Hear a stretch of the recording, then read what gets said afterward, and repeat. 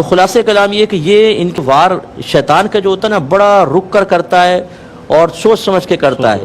اس میں اس کی چالوں میں ایک یہ بھی ہوتا ہے کہ جیسے یہ ینگ بچے ہیں نا بالکل یہ جب آتے ہیں دین کی طرف مائل ہوتے ہیں تو شروع میں پیچھے ہٹ جائے گا. یہ نمازیں بھی پڑھ رہے ہیں سب کچھ کر رہے ہیں تو یہ مطمئن ہو جائیں گے کہ ہم وقت کے حسن بصری ہیں, خواجہ حسن بصری. اب تو کچھ بھی نہیں ہو سکتا, شیطان تو بہت دور بھاگ گیا. وہ کہتا ہے بیٹا تم ذرا چلو تو صحیح آگے. پھر وہ نازک لمحے دیکھ کر ان کو وسوسہ ڈالتا اور ایسا پٹکتا ہے. بعض اوقات کتنے نوجوان ہمارے سامنے انہوں نے داڑیاں رکھی, داڑھی غائب, 5 وقت نماز ختم, اور ایسے آوارگرد بن گئے کہ ان کے ماضی کی پکچر سامنے رکھیں اور موجودہ حالت تو آپ کہیں گے یار یہ تو کوئی مذاق ہی لگتا ہے بالکل.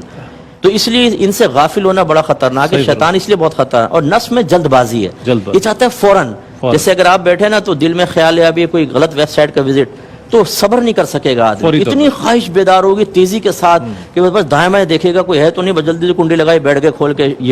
یہ جو جلد بازی ہے نفس کی طرف سے. تو اس لیے جو دل قلب پہ گناہوں کی دعوت آئے اس میں ذرا ہمیں غور کرنا چاہیے کہ جلد بازی ہے تو نفس کی طرف سے. اور اگر ٹھہراؤ نظر آئے, جیسے ایک مسلسل وسوسہ ہے آپ ٹال رہے ہیں لیکن ہٹنے کا نام نہیں لے رہا, کئی مہینوں سے چل رہا ہے, تو اس کا مطلب وہ شیطان مسٹر شیطان کار فرمائے.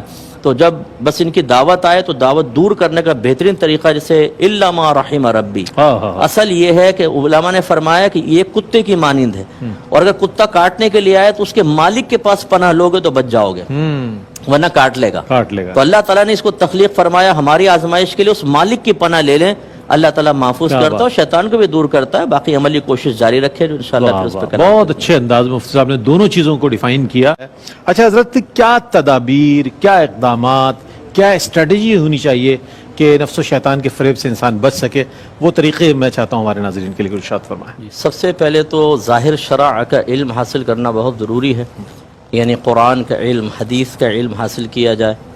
کیونکہ جب تک ہمیں ظاہری گناہوں کے بارے میں, ناجائز امور کے بارے میں, نیکیوں کے بارے میں کامل معرفت نہیں ہوگی تو نفس و شیطان کے لیے بہکانا بہت آسان ہے. یہ بالکل ایسا ہے جیسے کسی اجنبی علاقے میں اگر کوئی آدمی چلا جائے اور کسی سے ایڈریس معلوم کرے تو بعض اوقات مذاق میں اس کو غلط گلی میں بھیج دیتے ہیں کہ یہاں چلے جاؤ, وہ آخر میں جا کے بند ہوتی ہے گلی, تو بیچارے کو پتہ ہی نہیں چلتا. تو یوں یہ پھر نفس و شیطان اس طرح کھیلتے ہیں بڑے آرام سے عام لوگوں کے ساتھ, تو ایسے ہی ہو رہا ہوتا ہے.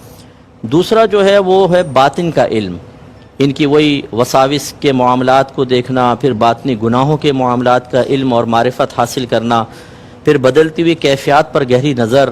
یہ سب چیزیں یہ علم سب سے پہلے ضروری ہے. سیکنڈ جو چیز ہوتی ہے وہ ان امور کا اختیار کرنا جو شیطان کو ہم سے دور کرتے ہیں.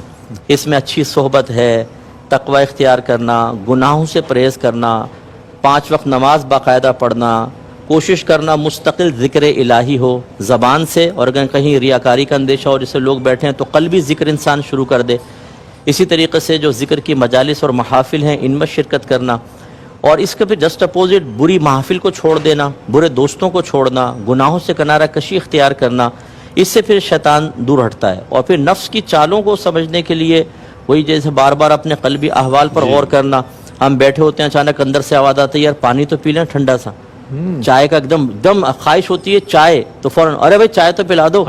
ایک دم سوچتے نہیں کس نے اندر سے خواہش کا اظہار کیا. اگرچہ یہ مباح خواہشات ہیں, کوئی منع نہیں ہے, لیکن جب ان مباح خواہشات کو بآسانی پورا کریں تو جیسے ایک چھوٹے بچے کی آپ ایک ضد پوری کر دیں تو وہ دوسری ضد پوری کرنے کے لیے اپنے اندر جرأت محسوس کرتا ہے, اور پھر آج جب اس سے منع کریں تو وہ ایڑیاں رگڑ کے شور مچاتا ہے, چیختا ہے, چلاتا ہے, حتیٰ کہ ماں باپ بلیک میل ہو جاتے ہیں اور سرنڈر کر جاتے ہیں, بھائی اس کو دے دو یہ تو ناک میں دم کر دے گا.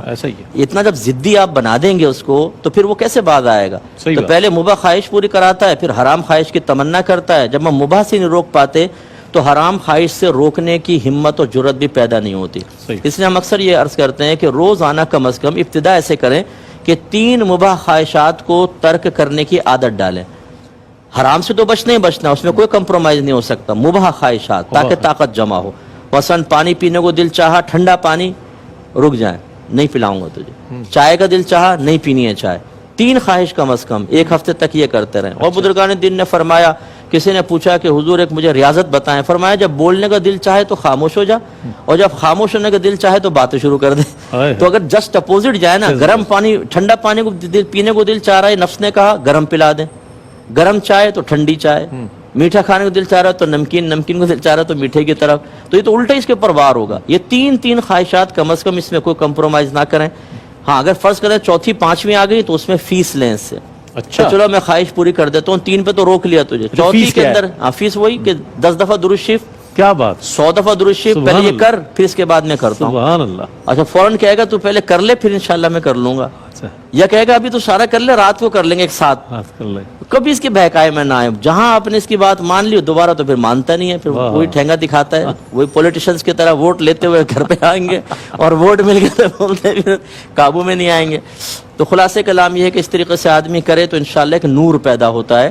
اور یہ جو آخری بات میں عرض کرتا ہوں، نفس کو جو مارنے کا کہا جاتا ہے نا، مارنے کا مطلب گلا گھونٹنا نہیں ہے، اس طرح اس کو مغلوب کر لینا کہ آپ کہیں کہ یہ کرنا ہے تو یہ کرنا ہے، یہ نہیں کرنا تو مزاحمت ختم کر دے، نہیں کرنا. جب یہ ہو تو یہ نفس کا خویا کہ مار لیا، مغلوب اللہ. کر لیا. تو نفس کو مغلوب کرنا ہے، مارنا نہیں ہے. جب ایک گھوڑا ہو اگر وہ سرکشی کر رہا ہے، نہیں قابو میں آ رہا، تو اس کو بھوکا پیاسا رکھیں، بھاری بوجھ لاد دیں. کبھی آپ نے دیکھا ہوگا بعض اوقات ایک گھوڑے کو پیچھے باندھا ہوتا ہے تانگے کے، جی جی جی. یا گدھا پیچھے بندھا ہوتا ہے، گدھا. وہ کیوں اس کو انسان بنا رہے ہوتے ہیں کہ تیرا بھائی بھی دیکھ کتنا مطیع و فرما بردار ہے، تو بھی سیکھ لے. واہ. تو وہ دیکھ دیکھ کے سیکھ لیتا ہے. اچھا جب وہ سیکھ لیا گھوڑے نے، وہ مطیع و فرما بردار ہو گیا، پھر اس کو بھوکا رکھیں، پھر بھاری بوجھ ڈال دیں؟ نہیں. پھر ٹھیک ہے اب ضرورت نہیں ہے، مطیع و فرما بردار ہو گیا، اب آپ اس کو کھلائیں گے پلائیں گے، اب تو بلکہ وہ آپ کی مدد کرے گا. مدد کرے گا. یہ بھی بات ایک سمجھنے والی ہوتی ہے کہ ہمارے اکابرین سے ثابت ہے، غوث پاک رضی اللہ تعالیٰ عنہ کے پاس جو عورت بچے کو لے کر آئی کہ جی ریاضت اس کی کروائیں، جب بعد میں آئے تو دیکھو سوکھا ہوا ہے، جو کی روٹی ہاتھ میں، اور غوث پاک مرغا کھا رہے ہیں. ہاں. کہنے لگے واہ واہ شیخ عبد القادر جیلانی، میرا بچہ جو کی روٹی یا مرغا کھائیں. آپ نے فرمایا قم باذن اللہ، وہ مرغا کھڑا ہو گیا زندہ ہو گیا. فرمایا جب اس قابل ہوگا تو مرغا بھی کھائے گا. یعنی یہ چیزیں ہم پر منفی اثرات مرتب نہیں کر رہے. یاد اگر کوئی پیر صاحب پائے کھا رہے ہوں تو ان کی ویڈیو بنا لینا کہ پائے کھا رہے تھے. آپ بس پیر صاحب ہیں تو آپ کی ویڈیو بنا کے 7 رانے ہمارے سامنے کھائیے مرغی کے. بھائی وہ انسان ہے، کوئی وہ پتھر تو نہیں ہے کہ نہیں کھائے گا. تو وہ نوٹ کرتے ہیں پھر یہ، اور پھر کہتے ہیں ان میں تو بزرگی ہو ہی نہیں سکتی. میں نے خود دیکھا 4 قسم کے کھانے لیے تھے اور 2 قسم کے میٹھے لیے تھے. بھائی ان چیزوں کو منع نہیں ہے، میرے آقا صلی اللہ علیہ وسلم نے ایسی بہت ساری چیزیں تناول فرمائی جب ان کی خدمت میں پیش کی گئی، بلکہ بعض اوقات تو ڈیمانڈ فرمائی ہے.